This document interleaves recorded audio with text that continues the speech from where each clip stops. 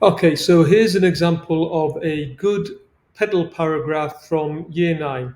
They're looking at how does Shakespeare present passion in Romeo and Juliet. So let's take a look at his topic sentence.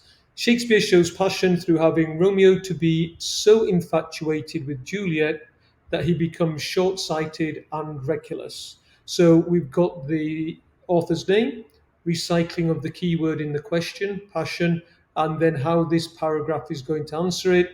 Romeo is infatuated, that's the passion, and the effect of that is he is short sighted and reckless.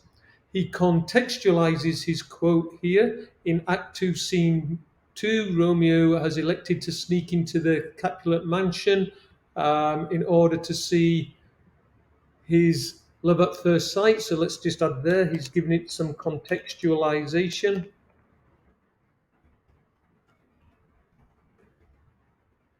And then he's straight in with the quote.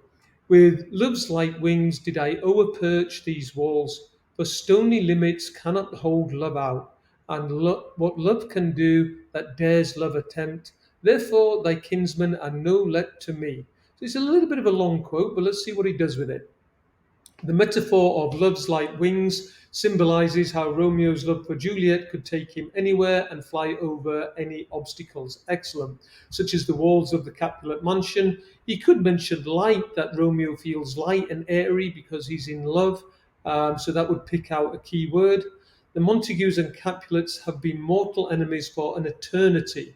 Romeo is found, he would have been killed, yet he broke in simply because of his obsession with over Juliet. That's excellent. And he could have picked out there, therefore thy kinsmen are no let to me, meaning that they're no threat to him, they don't stop him, and that would have been extra use of the quote because it's quite long.